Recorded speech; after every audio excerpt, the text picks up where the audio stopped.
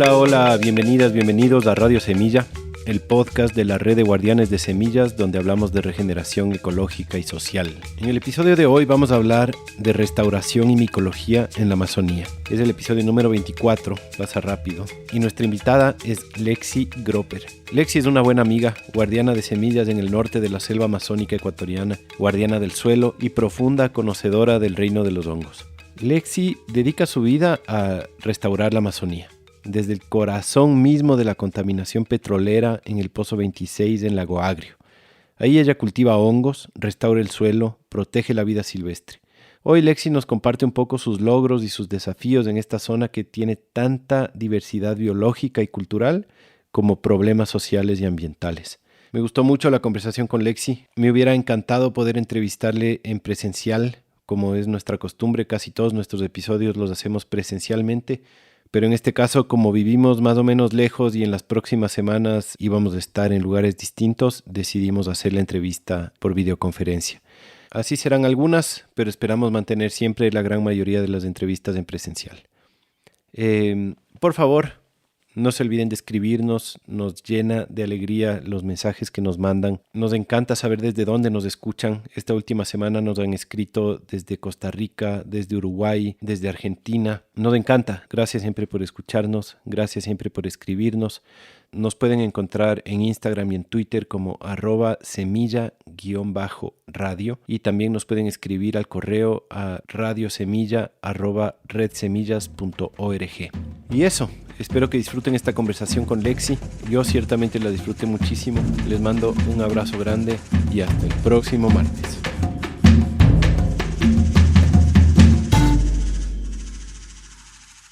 Hola Lexi, qué gusto tenerte aquí. Felipe, ¿Cómo estás? qué gusto estar aquí. De verdad, realmente he escuchado todos los podcasts de Radio Semilla. He aprendido muchísimo. Entonces, realmente es un honor estar aquí. Así que gracias por invitarme a este espacio. Qué bien, ¿te has oído todos? Genial. Sí, como cuando estamos en el laboratorio viajando a comunidades, siempre descargamos los podcasts y los escuchamos cuando podamos. Esa es. Ajá. Qué bien. Sí, vale. Lexi, para comenzar, quisiera que nos cuentes un poquito de dónde vienes tú, Sí, ¿de dónde vienes? Pues ahorita estoy en Lago Agrio, estoy en el noreste de la Amazonía ecuatoriana, pero yo vengo de los Estados Unidos, de Georgia, en el sureste. Empecé queriendo ser médica, pero al final lo que me enamoré eran los hongos medicinales como tratamiento, como anticancerígeno. Entonces, lo más que empecé a estudiar los hongos, me fui a diferentes conferencias. Ahí conocí a Trad Kote, y donde aprendí de las aplicaciones de los hongos como remediación de residuos tóxicos. Entonces, ahí me abrí un poco más de la medicina y entrando en ese mundo de biomimetismo. Ahí encontré trabajo con el Ecovative, que es una empresa que cultiva hongos para un poco reemplazar el Spumaflex polystyrene. Uh-huh. Entonces ellos cultivan hongos en diferentes moldes para reemplazar el Spumaflex hecho por petróleo. Uh-huh. Hacen biomateriales ahí con hongos. Entonces ahí aprendí a cultivar la técnica estéril para cultivar hongos.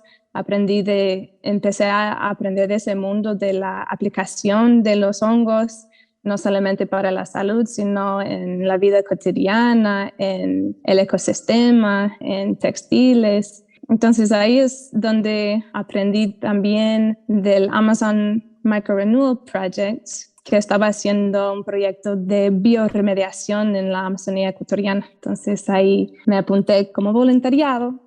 Así viajé al Lago Agrio. Iba a quedarme 3 meses y aquí estoy 7 años después. En LA, Lago Agrio. Qué risa, nunca había escuchado eso. Oye, pero antes de esto, ¿de dónde fue la primera vez que tú escuchaste de hongos? O sea, que te comenzaste a enterar de que era un mundo así fascinante. Buena pregunta. No me recuerdo si era uno de los videos de Paul Stamets o si era algo adentro de mis clases de ecología. pero como todos, creo que estás de acuerdo, cuando empiezas a estudiar los hongos y micología, empiezas a volverte un poco más loco, Ujú. empiezas a meterte a aprender y estudiar, obsesionar de todas las diferentes aplicaciones de los hongos. Entonces, como ya no quería ser médica, quería ser hongóloga. Claro, se abre una puerta tras otra ahí. Sí, sí, entonces yo más bien quería seguir aprendiendo por la práctica y por eso salí a hacer esos estudios con Ecovative, buscar oportunidades con Amazon Microrenewal Project y buscar diferentes oportunidades de aprender más habilidades, aprender por la práctica. Y cuéntanos, ¿qué era el Amazon Micro Renewal Project? Bueno, eran unos micólogos que al llegar a la Amazonía aprendieron de todo el desastre ambiental que hay en nuestra Amazonía de Ecuador y por todas partes de la Amazonía. El lago Agrio es como el centro de la extracción petrolera desde el 1960, cuando llegó Texaco. Entonces, desde los 60, todos los desechos tóxicos de la perforación petrolera, en vez de reinyectarlo en la tierra, lo botaban, digamos, en piscinas excavadas de la tierra, como sin protección, sin plástico, nada. Entonces, a través de las zonas de Sucumbíos y Orellana, hay como más de 1,000 piscinas de desechos tóxicos petroleras.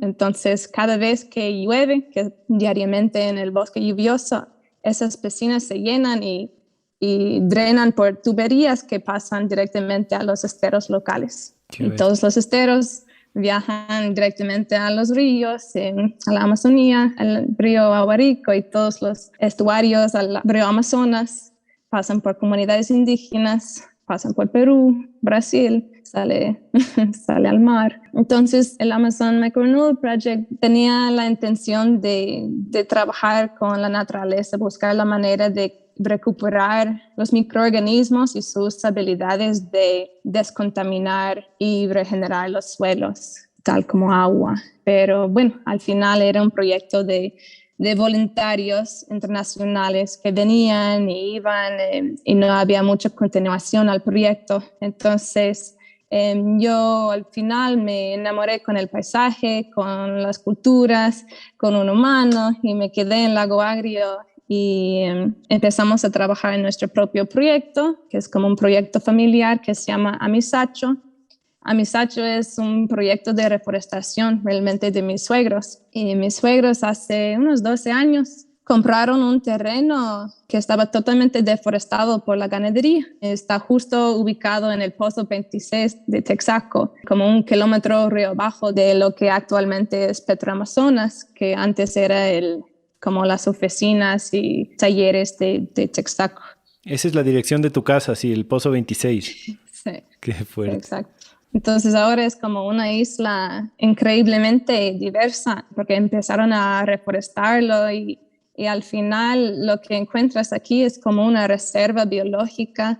Hay 6 especies de monos, hay nutria, hay caimán en el estero, las abejitas nativas han vuelto, el suelo está regenerándose. Entonces realmente ha vuelto a respirar vida.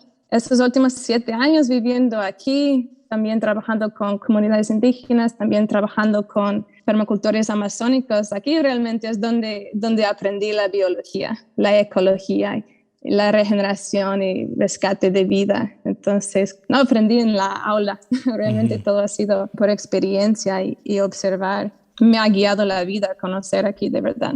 Quiero que nos cuentes un poco más de lo que haces en Amisacho. Solo me gustaría un poco comentarle a la audiencia, ¿no? Que ahorita estamos pasando muy tangencialmente por todo este desastre de Texaco y Chevron en la Amazonía, pero que para no dejarlo en el aire, decirle a la gente que es un problema que sigue vigente. Es una historia muy larga que en algún momento podremos dedicar un episodio entero a todo ese desastre ambiental, a todo ese conflicto legal, a todos los problemas de salud, pero bueno, decirle a la audiencia que sí, que es un tema que nos aqueja bastante y que pensamos hacer a futuro un episodio más a fondo sobre esto. Sí, vale, claro. Sin entrar al tema, es como un caso que sigue más de 27 años, donde la gente de Ecuador han denunciado a Texaco, a Chevron Texaco, por esas prácticas.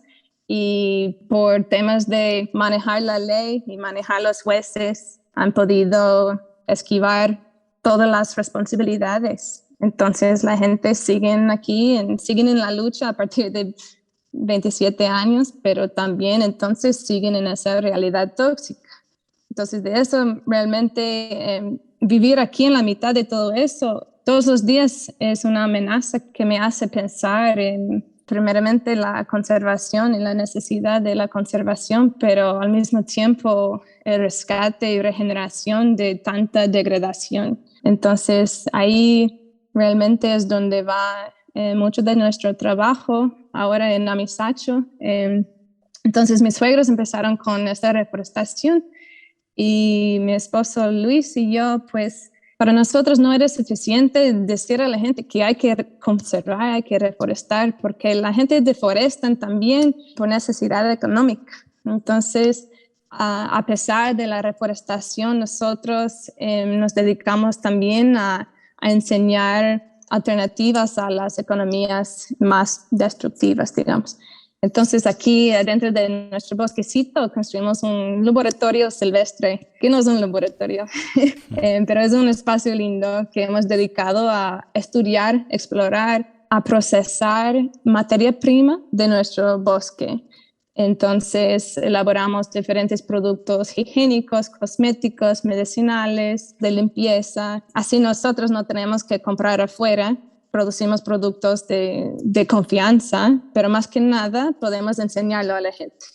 Entonces la gente viene aquí y aprenden con nosotros, o también viajamos a comunidades o diferentes partes para trabajar y enseñar diversos ingresos que se puede aprovechar de bosques intactos o bosques productivos. También nos dedicamos al cultivo de los hongos. Inicialmente empezamos con los hongos comestibles, pero también aumentamos a hongos medicinales, hongos para regenerar los suelos.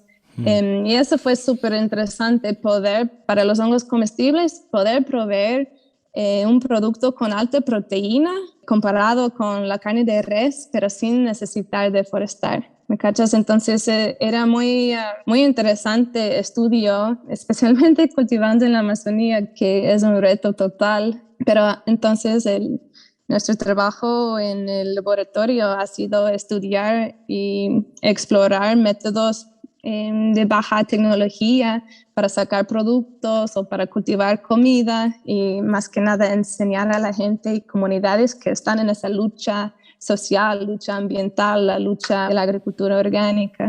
Ajá. Creo que vale también recalcar que en la Amazonía la deforestación para ganadería es un problema súper grave, porque yo soy de las personas que no considera que la proteína de hongos ni de vegetales reemplaza la proteína animal, y que soy súper a favor de la ganadería regenerativa.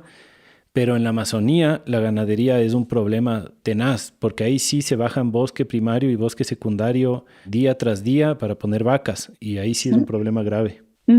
Sí, la realidad es que, bueno, empezando con la extracción petrolera, cuando Texaco llegó a Sucumbíos, pues era puro bosque, ¿verdad? Era territorio de los cofanes, como comunidad indígena. Cuando llegó la extracción petrolera, pues abrieron calles para poner sus pozos y también para movilizar los camiones, la tubería. Entonces, al llegar la compañía, el Estado empezó a aprovechar la venta de terrenos no usados, aprovechar esa venta súper económica. Entonces, por eso se llama Nueva Loja, porque muchos lojanos vinieron a buscar nuevas oportunidades, comprar.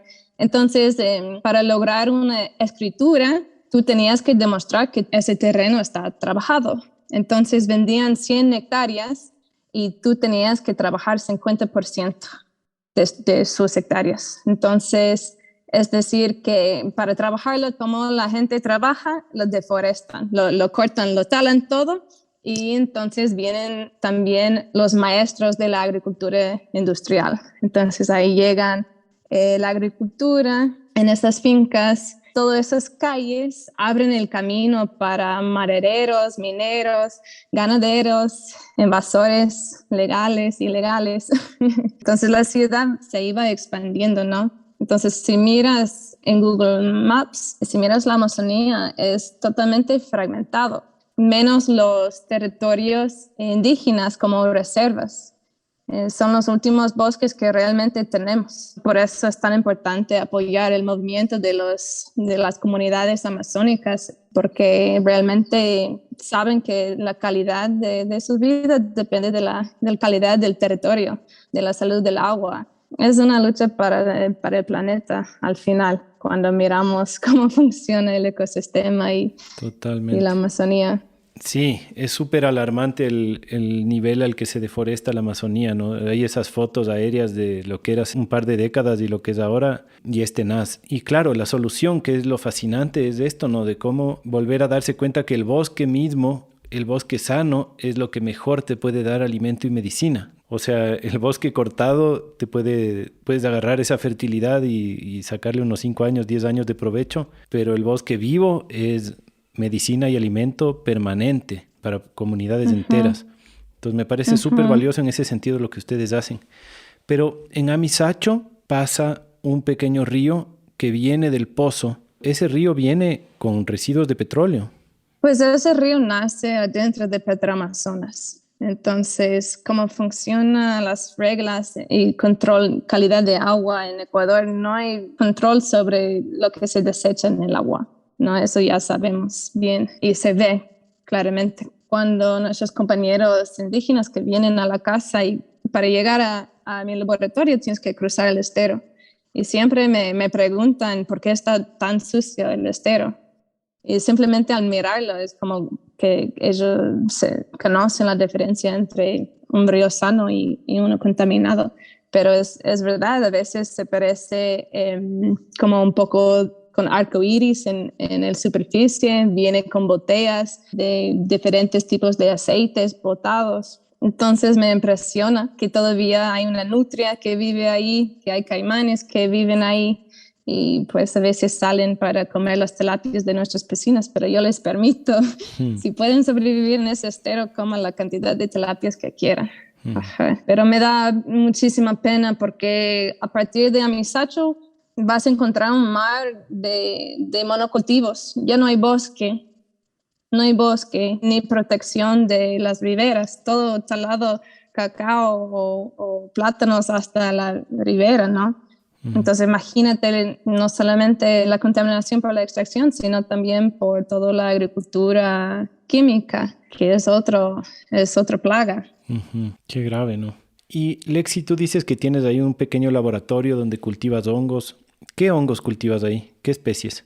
Hemos explorado con bastantes diferentes especies, entre comestibles a medicinales, diferentes variedades de Ganoderma, como es reishi, trametes, como es cola de pavo. Hemos explorado con variedades como shiitake, que es más del frío. Hemos explorado con más como también unos hongos más silvestres, pleurotus silvestres, unos comestibles silvestres. En el cultivo ahora estamos enfocando en los medicinales para proveer extractos medicinales a la zona. Lo que me interesa más que nada es enseñar de las especies silvestres para que la gente vaya cosechando y aprovechando diferentes variedades medicinales o comestibles que hay y más razón de cuidar los bosques, porque solo se encuentran en los bosques esos remedios. Oye, yo he cultivado hongos en la sierra y igual no es tan fácil que no se contamine, pero en la Amazonía eso debe ser un reto tremendo, ¿no? O sea, tienes una competencia ahí impresionante. ¿Cómo es cultivar en la Amazonía? Bueno, la Amazonía tiene la mayor biodiversidad por hectárea en todo el planeta, ¿no? Entonces, pero no es solo por hectárea, es por unidad. Entonces, la diversidad microscópica es impresionante. Entonces, como, no sé, teníamos tanto moho creciendo solo en la balanza, ¿no? También, sabes que el slime mold, que es un organismo súper interesante, como tendrían que investigar el slime mold, entró en nuestro cuarto de fructificar, donde salen las frutas de los hongos, y empezó a dominar, pero qué rápido empezó a dominar todos los mundos de los hongos comestibles, pero qué Qué fascinante, era increíble para mirar, aunque estuvo destruyendo nuestras cosechas, pero me encantó. Igual teníamos full hormigas adentro de nuestro flujo laminar.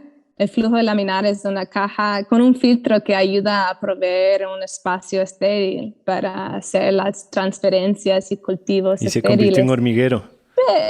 Estuvo lleno como y hormigas unidos adentro, que igual era fascinante, ¿no? Entonces estuvimos como intentando luchar contra la Amazonía y al final nos dimos más ánimo para cultivar en procesos con baja tecnología o cero tecnología, que al final para mí da hongos con mayor resistencia, que son más fuertes, más, digamos, inmunes que las especies que siempre han sido cultivadas dentro de laboratorios no aguantan ataques de bacteria, no aguantan ataques de tricoderma, que es un enemigo en el cultivo de hongos, pero es una bestia en la agricultura. Ujú. Entonces, eso fue súper chévere para nosotros, un poco volver a investigar con esas técnicas, cómo utilizar borritos de cartón para enrollar los hongos y el micelio, que son las raíces de los hongos, empiezan a crecer y empiezan a consumir el cartón. Entonces, mira, de esa manera no necesitábamos un laboratorio, estamos como en la naturaleza, los hongos crecen. No es así tan fácil, pero hay técnicas que se puede hacer expandir el micelio. Hay otras técnicas donde puedes, en vez de usar un flujo laminar, que son muy costosos, podrías empezar con una caja de plástico con 2 huecos. Lo llamamos una caja estéril o caja de guantes. Entonces, adentro de la caja lo limpias con alcohol y ahí haces las clonaciones o transferencias, ahí haces la semilla. También empezamos a manejar mucho la cultura líquida, que es otra técnica de expandir el micelio, las raíces de los hongos, expandirles adentro de frascos, en un medio líquido, a través de una jeringuilla.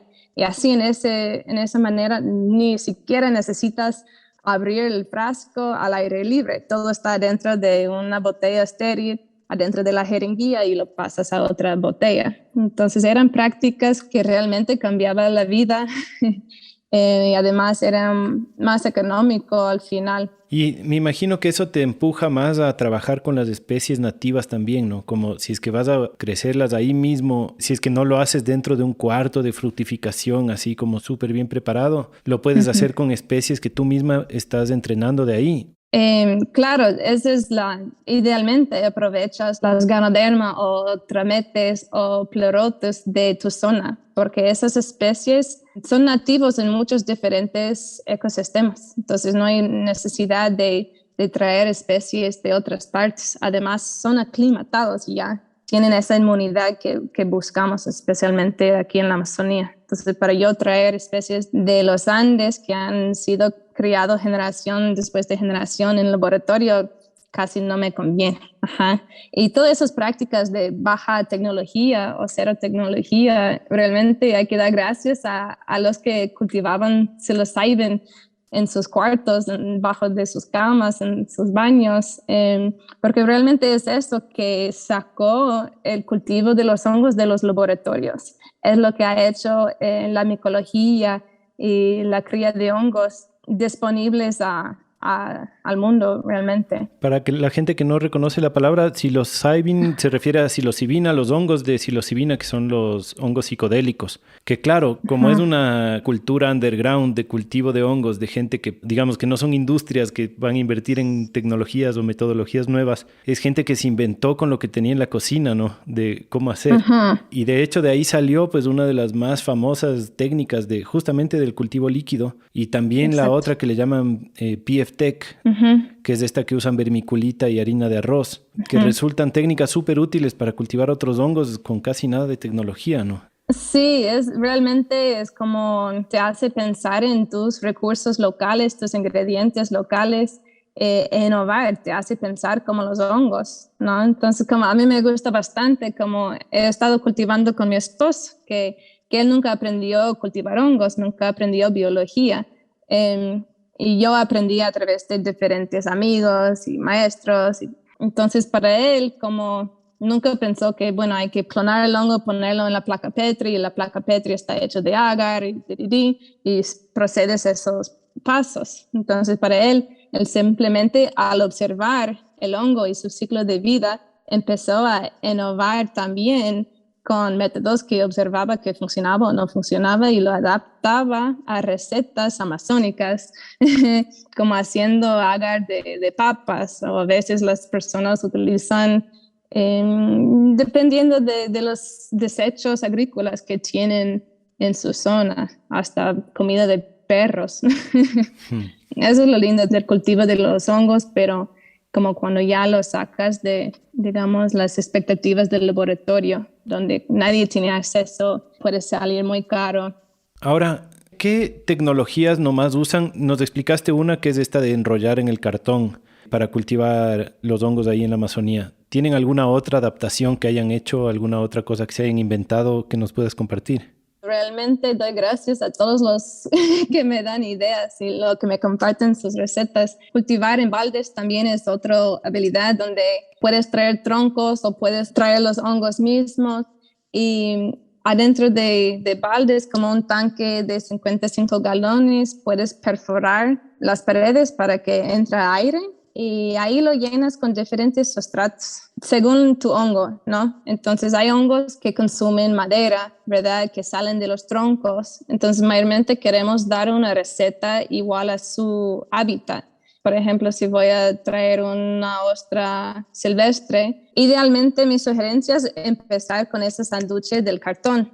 Y es como da un mayor chance que se expande el micelio y sea una semilla más fuerte, así que cuando lo pongo en el balde con los otros sustratos, tiene un mayor chance de correr. ¿Nos puedes de pronto contar así como un paso a paso de un ejemplo específico, como para la gente que todavía no cacha de hongos? Pongamos ¿no? De que conseguiste un hongo ostra silvestre en el bosque y le quieres llevar a tu casa y tratar de hacer fructificar en un balde. ¿Cómo es el paso a paso? ¿Qué parte del hongo usas para expandirle así? Si estamos hablando de, bueno, puede ser cualquier hongo, sea algo parecido a una ganoderma o algo parecido a una pleurotis, que es hongo ostra. Lo traes a la casa. Lo que nosotros sabemos hacer es hervir un pedazo de cartón para que se sature en el agua. Lo apagamos y lo drenamos el agua. Lo exprimimos hasta que no caen gotas, lo exprimimos hasta que esté húmedo. Y de ahí lo partimos el cartón. Hay niveles del cartón. Entonces lo partimos y cada parte nosotros rompemos el tallo, rompemos el sombrero del honguito en pedacitos y lo vamos enrollando muy apretado. Entonces a través de todo el rollito añadimos más pedacitos del tallo, más pedacitos del sombrero y lo vamos enrollando apretadita. Lo cerramos con una piola o un elástico y así lo puedes guardar dentro de una funda para que guarde esa humedad y temperatura hasta que el micelio empieza a colonizar ese cartón. Puedes observarlo, asegurar que todavía mantiene humedad sobre la próxima semana, 2 semanas, pero si está creciendo vas a observar las raíces de los hongos, el micelio que hablamos, que vaya consumiendo, estirándose y cubriendo ese cartón como una tela araña. Y eso es súper, súper bueno. El micelio es blanco. Entonces, si ves otros colores como polvitos, eso sería como un contaminante, no sería nuestro hongo como el ostra que estamos cultivando. Entonces, una vez que nuestro cartón esté bien colonizado, pues podemos hacer eso otra vez, podemos usar eso ahora, el cartón, como semilla para hacer el mismo proceso con más y más cartón. Cuando tenemos mayor, digamos, semilla, el cartón colonizado, tenemos mayor chance que esa semilla va a saltar y empezar a colonizar el sustrato. Entonces, nuestro sustrato queremos que sea algo fácil de comer y que representa la misma comida que el hongo elegido consume. Entonces, en este caso, si fue una ostra, pues los ostras realmente se adaptan muy fácil a diferentes desechos agrícolas, como hojas, desechos de maíz, tamos de maíz o trigo, o paja, hojas de bambú, o más cartón o papel, hasta pedazos de acerrín. Es eso, es un juego de hacer el micelio correr lo más rápido posible. Hay que humedecer el sustrato, pero no demasiado, no lo queremos demasiado aguado, porque ahí empieza a favorecer bacterias. Entonces es como sabiendo una buena receta del sustrato, una buena humedad. Entonces pongo el cartón colinizado, de ahí puedes poner tu sustrato. Más cartón, más sustrato, cartón, sustrato. Y así sí sabe consumir el sustrato y los hongos saben nacer por los huecos del tanque. ¿Y todo esto tú haces con las manos limpias o es así silvestre? Bueno, siempre intentas mantener el espacio un poco limpio, pero en este caso realmente es lo más sucio. Eso es una realidad muy sucia, pero si puedes limpiar, lavar las manos, usar alcohol en las manos. Esa es la manera más sucia. Técnicas de o cero tecnología así, no es decir que no se va a contaminar.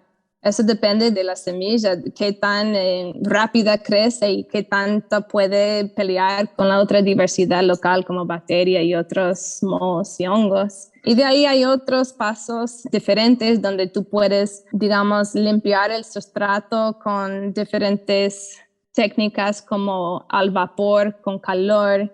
Puedes hervirlo y después hacer el mismo proceso. Es un juego de saber hasta dónde necesitas más cuidado. Lo más limpio que está tu sustrato, necesitas usar un espacio más limpio. ¿Tú dirías que esta técnica de cero tecnología, cero costo, hasta dónde puede llegar? Es decir, ¿una persona que le interesa es más como para hacer un experimento y ver qué crece? ¿O tú crees que puede llegar a alimentarse a sí misma o a su familia de hongos solo con estas técnicas así de sucias, digamos, como tú dices? ¿Crees que puede llegar a ser un emprendimiento así? ¿Cuánto puedes cultivar con este tipo de técnicas? Yo creo que esas técnicas sí valen para el consumo propio. No sé qué tanta continuidad para una familia como cada semana. Eso depende de qué tanto vas a poder criar. Pero sí es chévere, sí se puede cosechar y también son maneras para rescatar el suelo, para trabajar en la huerta o introducir especies como micorrizas que puedan nacer en la huerta. Si quieres empezar con un negocio, pues lo importante es empezar ahí. Ahí vas aprendiendo y cachando el ciclo de la vida de los hongos y cómo ellos piensan.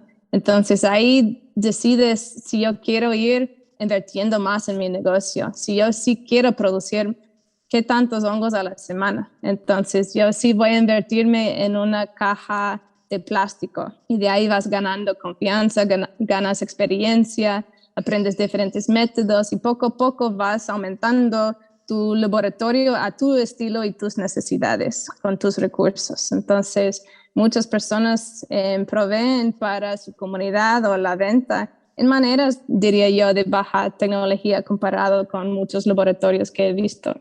Algunas personas utilizan mecheros con fuego y cultivan adentro de los mecheros, como crea una chimenea de aire caliente que suba, entonces ahí no va a caer esporas. Entonces cultivan justo dentro de un círculo de mecheros de alcohol, o algunas personas cultivan adelante de un horno encendido. Entonces sí, es lindo todas las maneras, 1000 maneras de cultivar los hongos. Qué interesante. Tú mencionaste antes las micorrizas. Para la gente que no sabe qué es, ¿le puedes decir qué es? Claro, las micorrizas, mico significa hongo y risa significa raíz.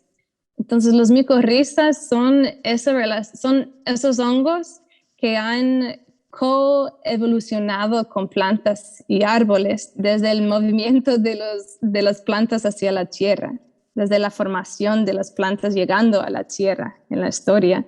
Entonces, se han desarrollado juntos, es decir, plantas y los hongos. Esa relación es extremadamente importante, especialmente cuando hablamos de la salud de un ecosistema, tal como la agricultura, la salud de los suelos. Entonces eso para mí es como el enfoque de nuestro programa Guardianes del Suelo, donde enseñamos esa diversidad y importancia de todos esos personajes del suelo, esa ecología del suelo.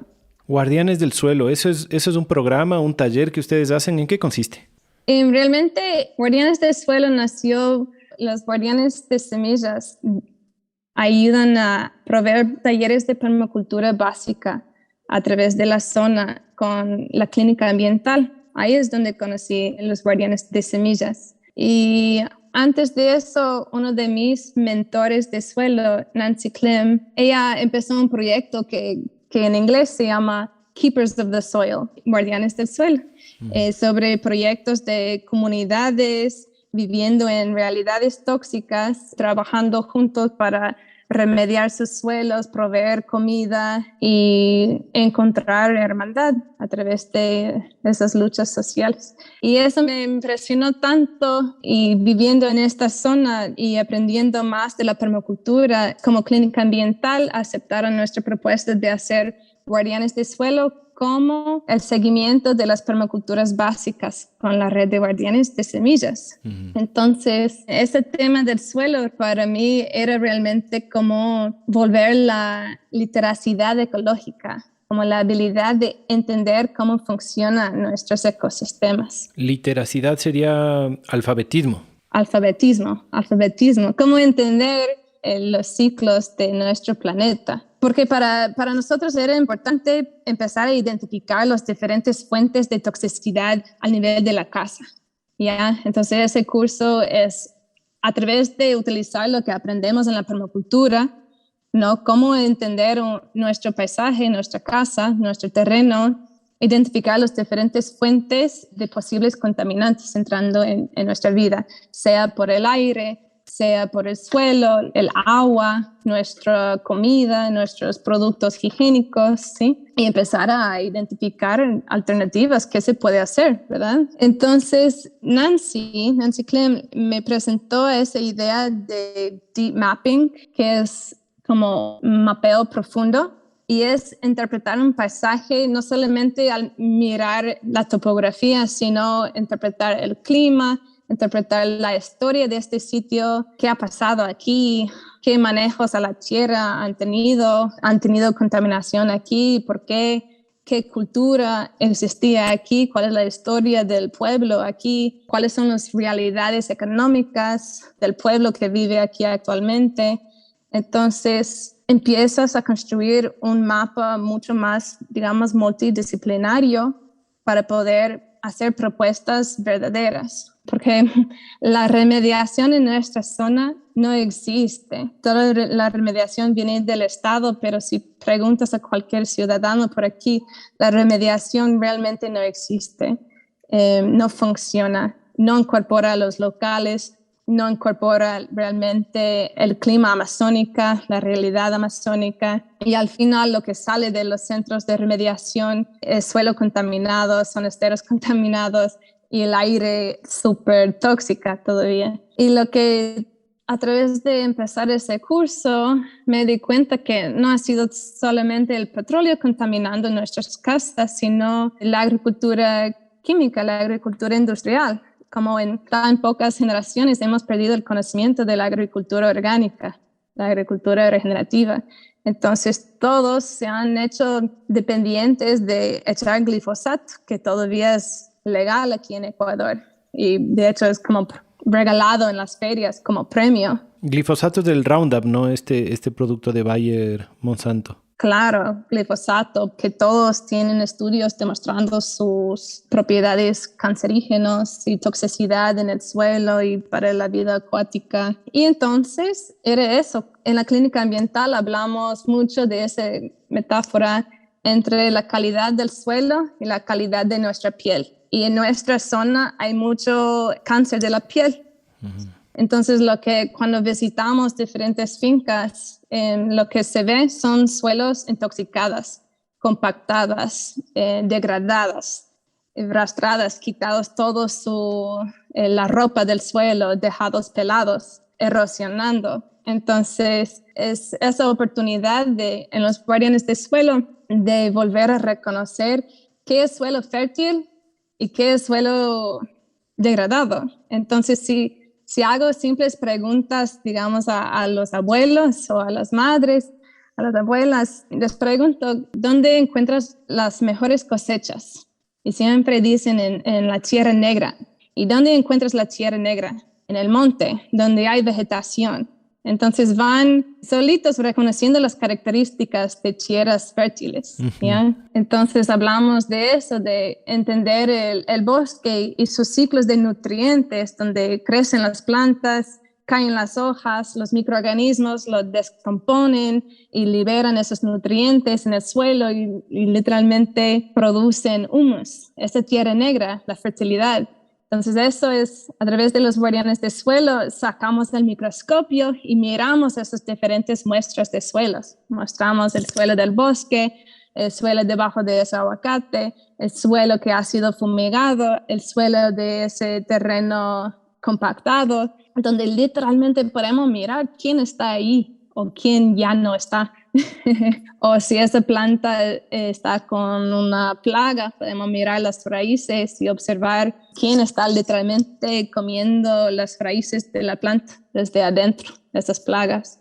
Entonces, volviendo a los hongos micorrizas, ayudamos a recordar la importancia de ese rol de los hongos y las plantas y su coevolución juntos, ¿verdad? Lo que es siempre fascinante es hablar de eso, como decirlo, en inglés dicen el Wood Wide Web, como el Internet del suelo, el Internet del bosque.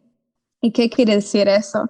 Es literalmente como los hongos micorrizas crecen como una tela araña debajo del suelo, se extienden como una extensión de los árboles. Los árboles manejan la atmósfera, como ellos tienen sus hojas en el aire y chupan el carbono y dióxido de carbono del aire y la luz y sacan esos alimentos del aire y lo mandan a sus raíces.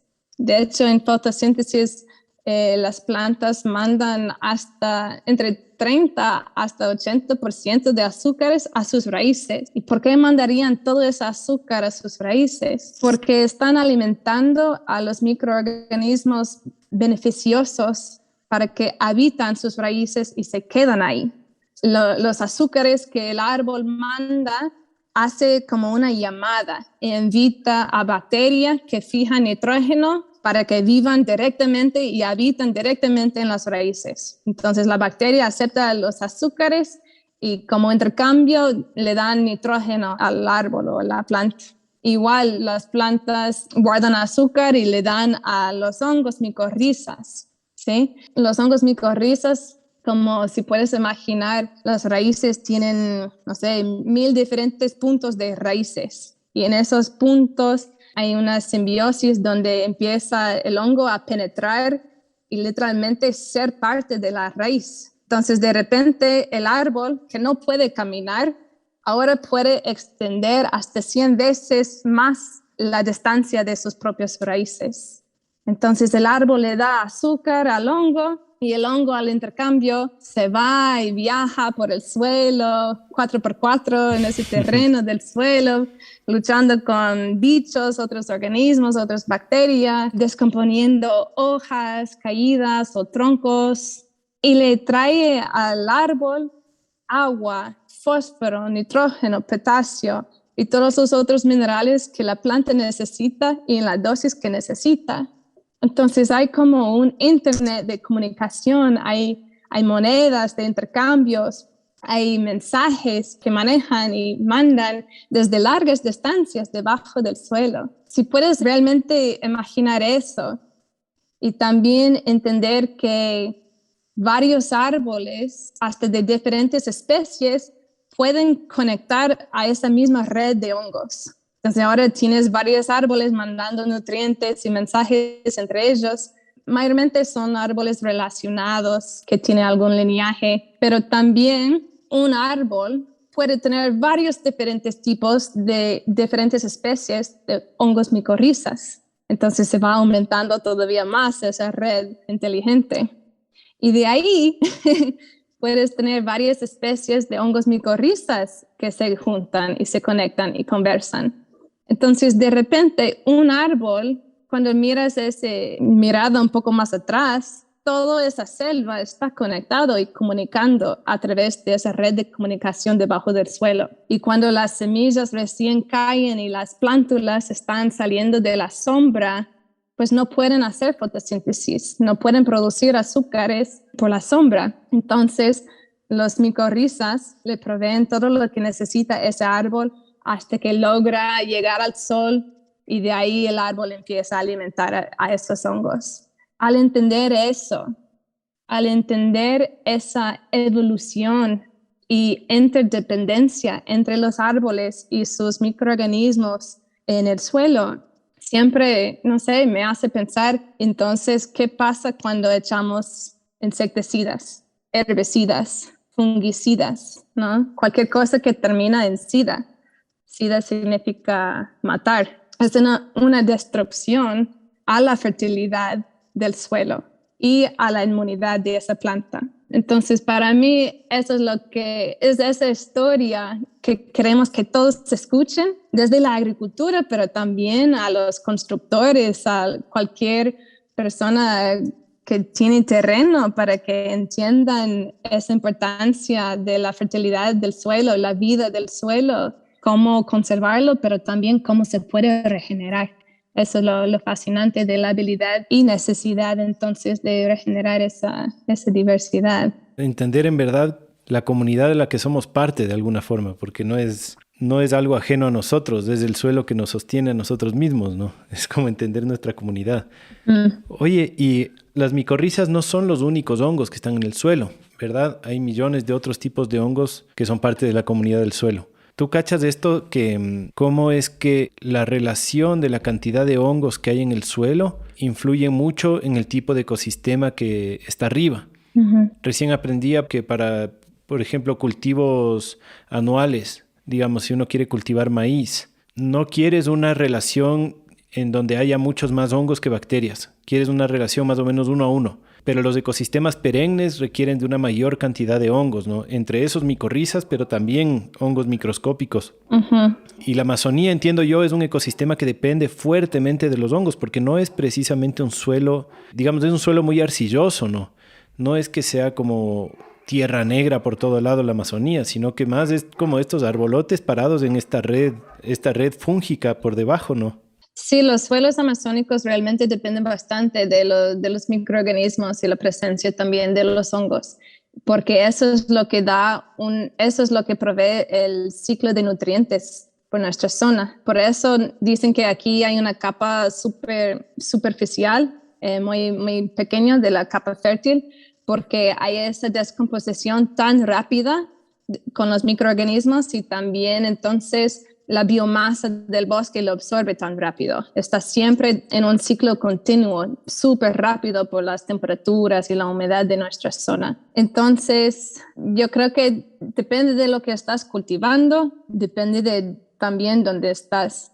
Lo que estamos aprendiendo es que, bueno, por toda la destrucción de ecosistemas y el cambio climático, estamos sacando más y más estudios sobre la importancia de hongos, micorrizas, tal como otras variedades de hongos en el suelo y diversidad de microorganismos en general en el suelo. Entonces, algunas personas dicen que esa es la observación de muchos anuales, crecen mucho más rápido. Entonces, no han desarrollado esa evolución con los hongos como perennes o árboles o plantas que son más leñosos y crecen más lentos, tienen tallos como más maderables. Entonces, muchos anuales y granos dicen que no necesitan micorrizas, pero al mismo tiempo hay estudios que demuestran que muchos de esos cultivos sí han demostrado mayor productividad con menos plagas a través de estar al lado de cultivos con micorrizas. Entonces, pienso que hay que seguir observando esos estudios que salen y también hacer sus propias investigaciones. Pero al mismo tiempo tienes que trabajar con los hongos nativos. Entonces no vas a una tienda y compras hongos micorrizas o lo que venden en una botella, porque puedes estar introduciendo un hongo que no es de tu zona y al final podría ser más, digamos, detrimental que bueno para la planta. Entonces mi recomendación, la manera en que trabajamos nosotros es trabajar con los microorganismos de un bosque sano. Entonces, para mí, esa es la fertilidad y el ciclo que quiero volver en los cultivos. Entonces, nosotros trabajamos con maneras de captar los microorganismos de nuestros bosques nativos y reintroducirlos a cultivos o a los abonos o a diferentes terrenos o al vivero o al semillero para que esa diversidad vuelva a introducir en los cultivos. Qué lindo ese trabajo de los guardianes del suelo, Lexi. Quiero cambiar de marcha porque nos falta un montón de temas que conversar. Ahorita que estamos hablando de la Amazonía y del ecosistema, de cómo funciona, yo te he escuchado hablar de un río volador. ¿Qué es el río volador?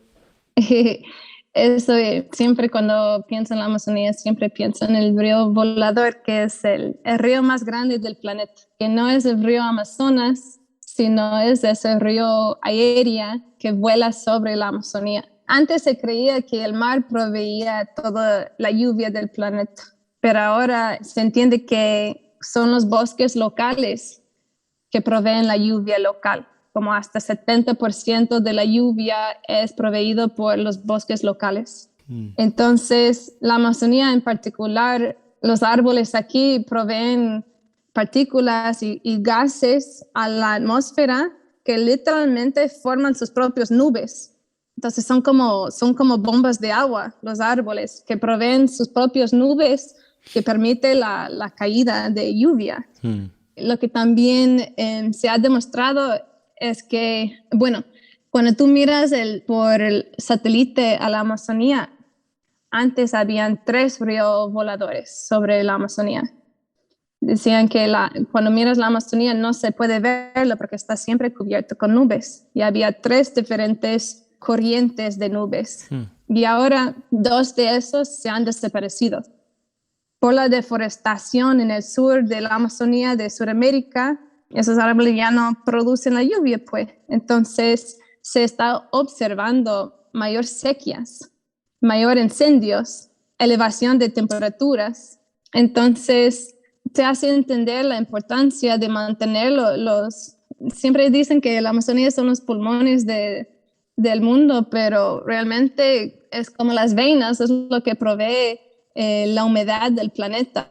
Entonces, esa lluvia que produce la Amazonía no solamente se queda en la Amazonía, sino también corre por la atmósfera y es lo que ayuda a regular la temperatura del planeta. Esto es el cambio climático. Cuando el ciclo de la lluvia empieza a cambiar y las temperaturas empiezan a elevar.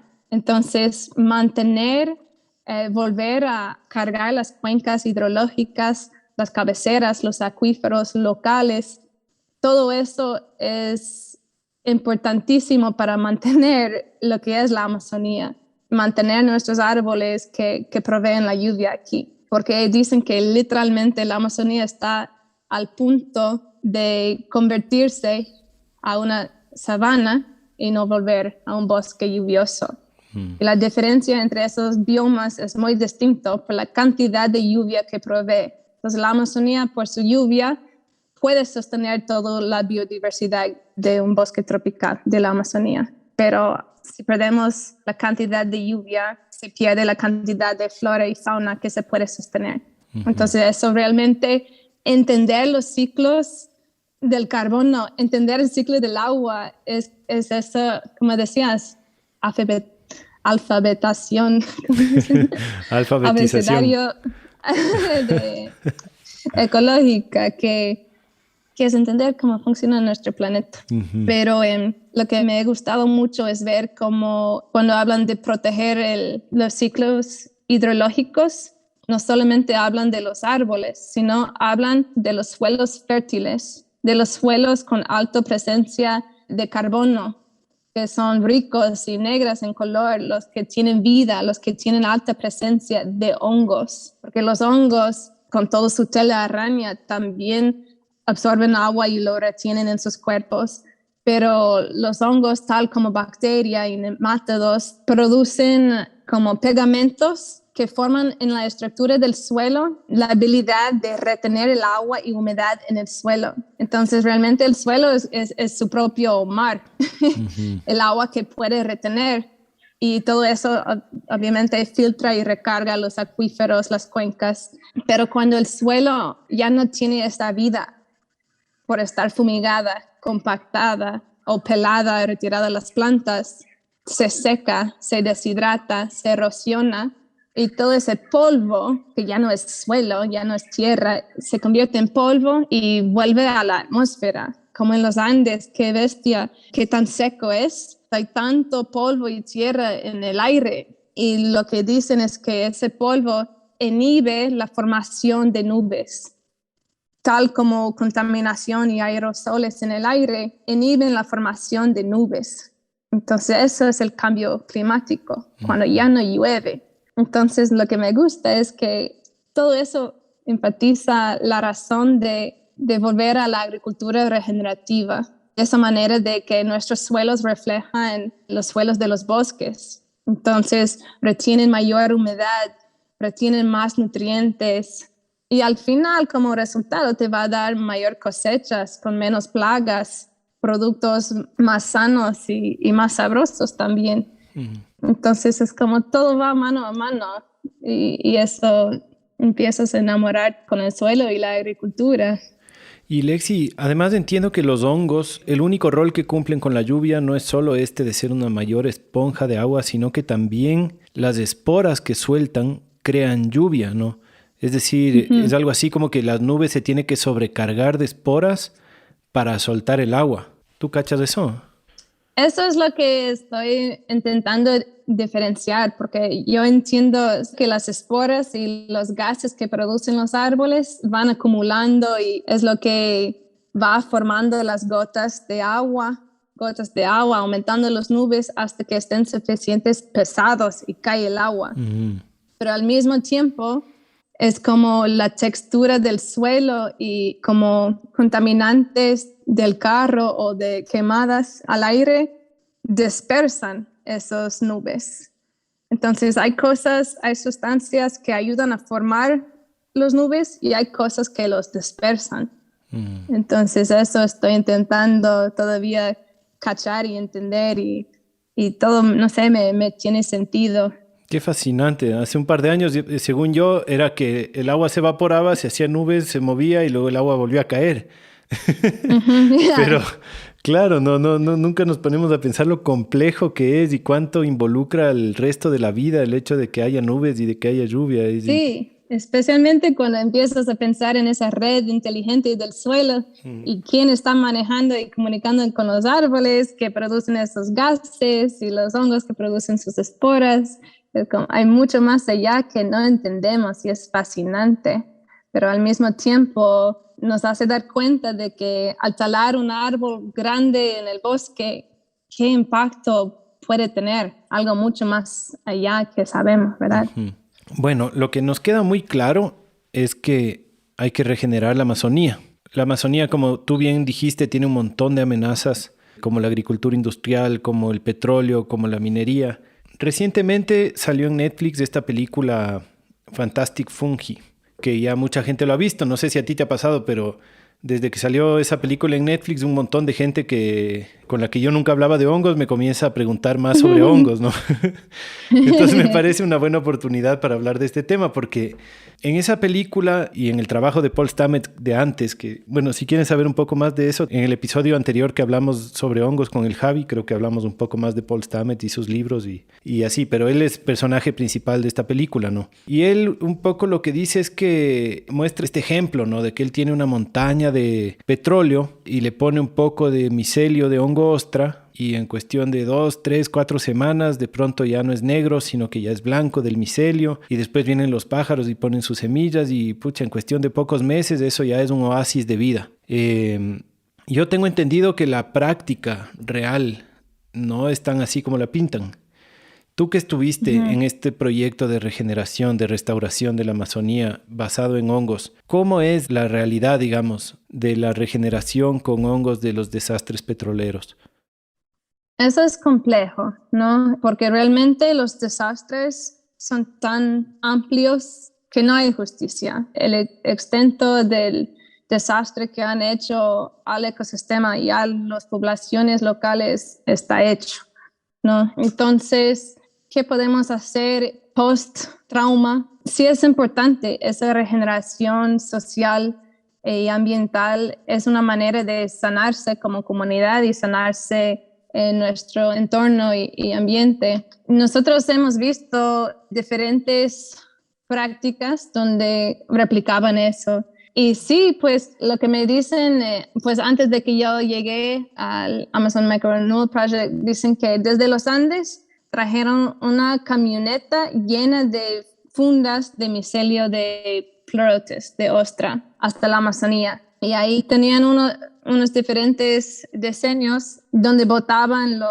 sacos de yute llena con ese micelio y lo botaban en el como parámetro de las piscinas, y otros donde hacían, digamos, lasañas mezclando el micelio con el petróleo y como un montón de acerrín como para darle comida a los hongos. Entonces lo que estaba en las piscinas pues totalmente se lavó y la Amazonía le dominó.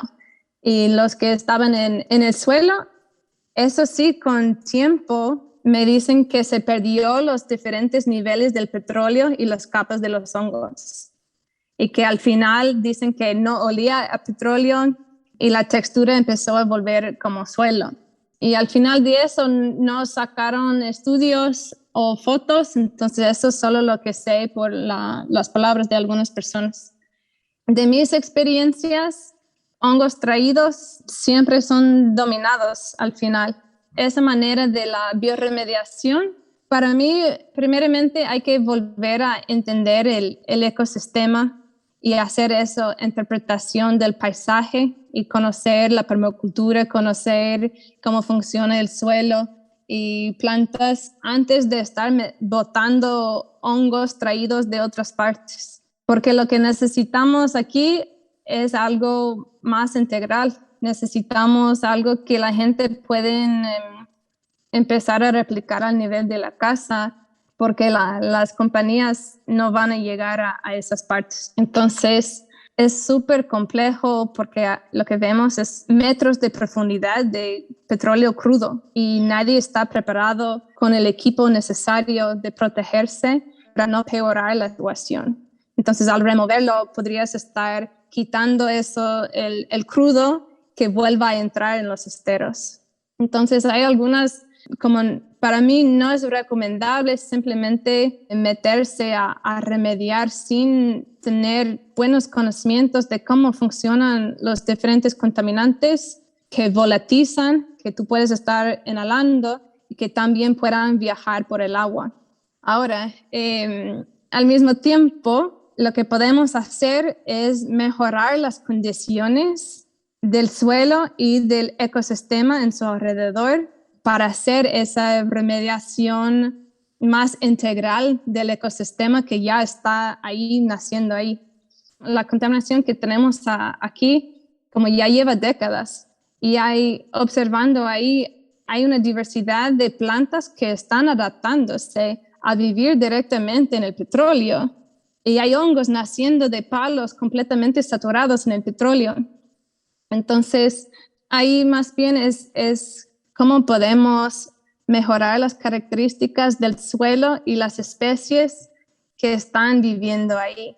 Entonces se puede aumentar microorganismos, se puede aumentar los hongos que están naciendo ahí, o puedes traer especies del bosque y hacer ese trabajo de rescatar la diversidad en esas áreas. ¿Me cachas? Sí. Complejo, ¿no? Porque igual es algo que necesita hacerse pronto. Mientras más tiempo pasa, más se sigue filtrando todas esas sustancias al aire y al agua. ¿Se está haciendo ahorita remediación del petróleo con hongos o con otro método? Es decir, de este método de traer hongos ostra, que ya se dieron cuenta que no era así de fácil, derivó en este entendimiento de que se necesita más como la función ecosistémica general y adaptarse a los hongos que ya están aprendiendo y a las plantas que ya están aprendiendo a lidiar con esto. ¿Eso se ha aplicado? O sea, ¿ese aprendizaje se ha aplicado en nuevos métodos? Pues el Amazon Microrenewal Project se fue porque nadie se quedaba para observar el largo plazo de esos proyectos que se instalaban. Entonces, lo que estaban ahí se dominaba por la Amazonía o se lavaba. Y al final era eso, trayendo especies de otras partes. Entonces nosotros, como cuando yo vine a Misacho, empecé a observar como aquí mismo había un derrame en nuestro terreno por el Pozo 26. Entonces ahí en esa parte lo que se observa es que diferentes plantas que fijan nitrógeno y otras raíces le han como encapsulado el petróleo ahí, como si fuera su trabajo de guardarlo ahí para que ya no siga regándose. Entonces yo no me siento que ahí debo estar sacándolo y trabajándolo. Lo que empecé a hacer en vez de intentar explicar gente que toman el riesgo de meterse en esa contaminación más que ya están expuestos, nos empezamos a hacer eso, de identificar las diferentes fuentes posibles de contaminantes en nuestras vidas. Entonces ya yo no sé de experimentos así directamente echando hongos sobre petróleo, y lo que sabemos es que la bioremediación sí es una solución, pero toma tiempo. La naturaleza crece lento en su manera. Lo que no sabemos es a qué se degrada el petróleo, a qué sustancia se lo degrada, a qué punto no está tóxica. A eso puedo compartirte. De experimentos más directos y resultados solo veo en los laboratorios, pero en la práctica ahí no sé muy bien. Uh-huh. ¿Qué cosa, no? O sea, si bien los hongos tienen es como que están adquiriendo un estatus de superhéroe entre los reinos. Yo le decía a un amigo algún amigo me mandaba un enlace sobre cómo los hongos están regenerando la parte de Chernobyl, del desastre nuclear de ahí, ¿no? Uh-huh. Y yo le decía, claro, ¿no? Mientras las plantas y los animales están ahí, ¡ay, me extingo! Los hongos dicen, a ver, ahora qué hicieron estos humanos huevones, presta, yo arreglo. Como que ellos van y enfrentan. Pero, si bien tienen como estas propiedades increíbles que recién estamos conociendo hace pocas décadas, esta moda de la micología como que está quitando un poco el enfoque holístico, ¿no? El enfoque más integral de que todas las especies, todos los reinos, todos tienen su trabajo, todos tienen su rol y ninguno funciona sin el otro, ¿no? Eso es mi punto. Para hablar de micorremediación, no sé si notaste, pero tengo esa dificultad de decir que sí, porque lo que yo entiendo es que no funcionan solitos los hongos. Uh-huh. Entonces, eso es lo que me ha enseñado la permacultura. Y cuando pienso en bioremediación, es eso. Es como si estás trabajando con un terreno donde fluye el agua.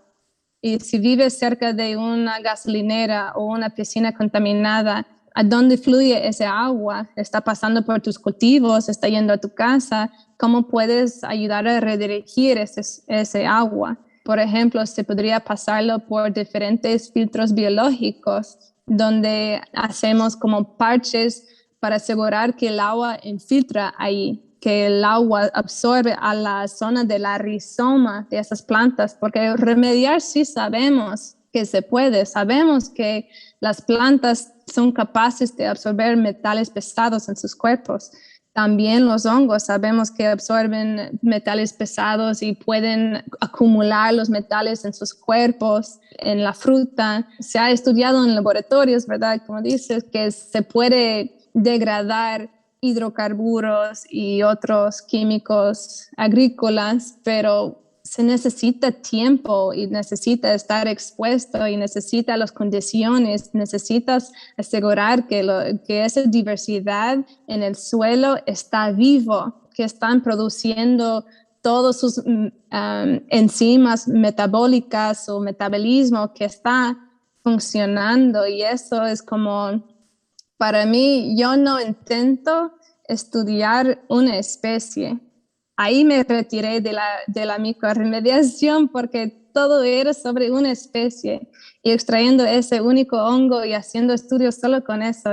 Y por eso como me perdí el interés por mucho tiempo en la micorremediación, porque estuve estudiando y aprendiendo de esa sinfonía del suelo. Entonces, para mí, si estás trabajando en zonas contaminadas, vuélvete a aprender la permacultura, vuélvete a aprender la ecología, vuélvete a aprender cómo funciona el suelo, vuélvete a aprender ese rol entre las plantas y los micorrizas, porque los micorrizas, desde el inicio de la vida en el planeta, las plantas, los micorrizas han permitido que las plantas sobreviven en zonas extremas, como muy áridas, muy salinas o ahora muy tóxicas. Entonces sí, están saliendo más y más estudios como los hongos micorrizas permiten que las plantas se adapten a situaciones muy extremas y eso probablemente es lo que necesitamos en la remediación, pero se necesita mucho más estudios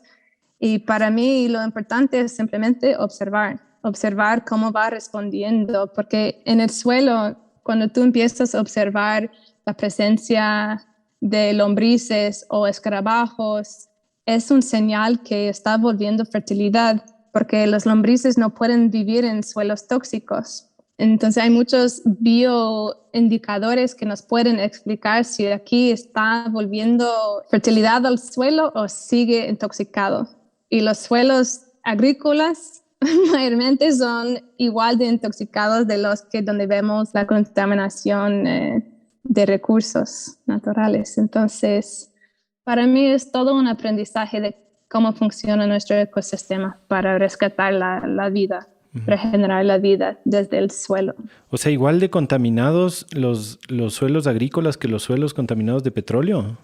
Claro, cuando lo observas no hay vida, no hay los microorganismos y esa diversidad del suelo porque han sido fumigados. Claro, y están fumigados por petróleo mismo, ¿no? O sea, no es tan diferente. Claro, todos los agroquímicos son a base de petróleo. Claro. Entonces, peor todavía, aquí extraen el petróleo, contaminan el petróleo y volvemos a fumigar las plantas con agroquímicos a base de petróleo. Qué locura, qué bestia. Sí, ajá. Y Lexi, todo este ciclo, como nos contaste, ha generado un montón de problemas de salud en las comunidades. Y lo último que me falta preguntarte es esto, ¿no? ¿Cómo trabajan con las comunidades aledañas en estos temas de salud? Dijiste que hay mucha gente que tiene cáncer a la piel y también dijiste que te dedicas más al cultivo de hongos medicinales. Yo me imagino que es para esto. ¿Cómo es ese trabajo que hacen ustedes? Pues a través de la clínica ambiental y la unión de los afectados por el petrolero Texaco, ellos trabajan con un comité de terapeutas que están trabajando, aprendiendo de diferentes terapias alternativas para acompañar a los pacientes de cáncer en sus comunidades y barrios que no tienen fácil acceso a los hospitales como de Solca en Quito. Entonces, una de las alternativas que ha sido muy interesante ha sido los extractos de hongos que nosotros proveemos directamente para las terapeutas. Buscamos donaciones, como a veces la gente nos compra extractos, pero realmente lo pagan y lo donamos a las terapeutas y ellas lo proveen para sus pacientes para observar si hay alguna reacción, si les ayuda. Y a través de ese proceso, las terapeutas nos han dicho a nosotros la dosis de utilizar con los pacientes. Entonces, en nuestros extractos de hongos, hay la dosis que nosotros sugerimos, es lo que las terapeutas han observado con sus pacientes. Y eso es lo que realmente nos apasiona de seguir produciendo esos remedios por los testimonios de las personas que los están tomando. Realmente te da ganas de llorar y te da felicidad de escuchar que algunos han vuelto a tener energía, han vuelto su ánimo y les han quitado, como dicen, llagas de la boca. No sé, los testimonios realmente han sido tan fuertes y esa es la razón que producimos los extractos, mayormente de variedades de Ganoderma y Trametes, pero también otros extractos de Shiitake y Chaga que cosechamos en otros ecosistemas. ¿Y cómo extraen? Y nosotros hacemos lo que es un doble extracción. Entonces, al extraerlo en agua, haces una decocción en agua, absorbes todas las propiedades solubles en agua y después lo extraemos en alcohol y así se absorbe todas las propiedades en alcohol. Y de ahí lo combinamos en una mezcla para que tenga esa gama de propiedades medicinales en una bebida sola. La receta con mucho gusto podemos compartir. De hecho, hicimos un video de YouTube para enseñar a la gente para aprovechar los hongos silvestres que tienen sus terrenos para hacer remedios, haciendo esa doble extracción entre el alcohol y el agua. Pero nosotros ya no hacemos la manera casera de simplemente reposarlo en trago, retirar los hongos y después hacer la decocción y combinarlo así.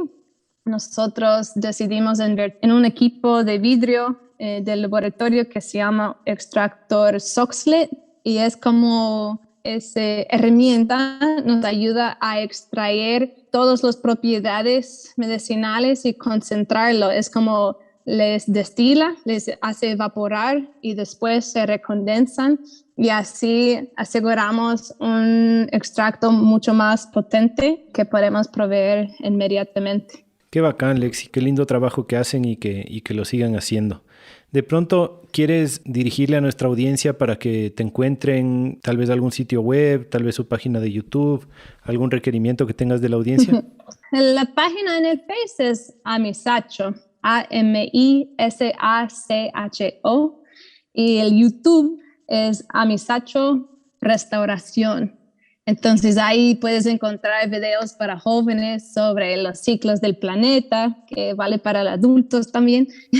Y también ahí empezamos a subir videos para los guardianes de suelo, de cosas prácticas que todos podemos hacer en la casa para empezar a volver esa fertilidad y diversidad de microorganismos en nuestros suelos. Entonces hay algunos videos y siempre estamos expuestos a recibir comentarios, consejos. Nosotros simplemente compartimos lo que estamos aprendiendo y hay muchísimo más para aprender, ¿no? Y por eso, hablando de la bioremediación, es un camino para todos seguir aprendiendo juntos y compartiendo sus observaciones, porque muchísima de la información está en laboratorios o en publicaciones que no están abiertos al público. Entonces, en ese tema de la bioremediación, al nivel de la comunidad, hay que manejarlo con conciencia, con mucho cuidado y mucha observación de tu ecosistema local.